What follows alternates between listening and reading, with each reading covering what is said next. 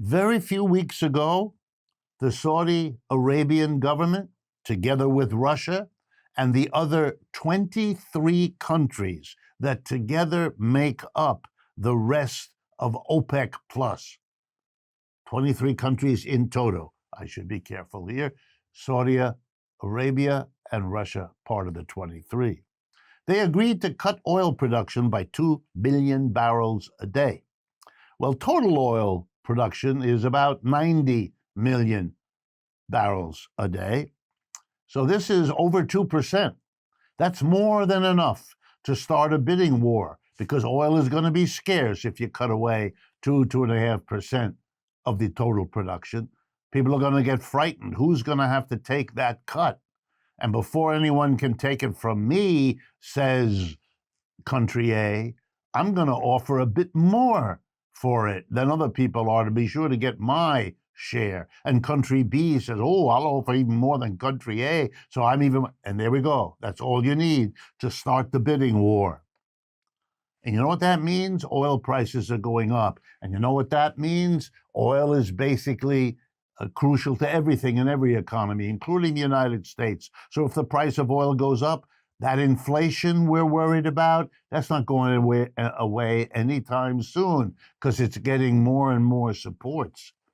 If you know, and let me make sure you do, that gas prices are rising in this country way faster than 10% a year, and that the 40% of the electricity in this country is produced by gas, then we're about to have a boom up in the price of electricity, for those who didn't know.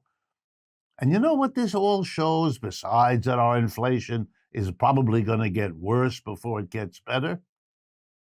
It shows that the power of the United States isn't what it once was.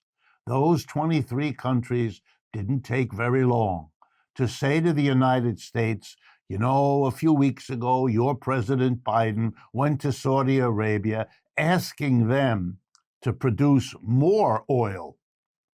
Not only did they not do that, a symbolic increase, very small, but they've really taken a big step by cutting it right in his face. The United States empire isn't what it was. And let's be clear, that declining power is also now accumulating enemies, people who feel aggrieved by and are beginning to hit back at the United States. Saudi Arabia, Russia, the BRICS countries, that's Brazil, China, India, South Africa, Iran, North Korea, Cuba. I could go on. Do you really want to have a foreign policy that makes enemies out of all of them? Are you going to fight wars everywhere, all at once? Really? Many of these countries have nuclear weapons. It should be obvious that some enormous chances are being taken here, and it's in the name of the American people by the leaders of the United States. And the level of discourse and honest debate about it, nowhere near in proportion to the size of the risks being taken.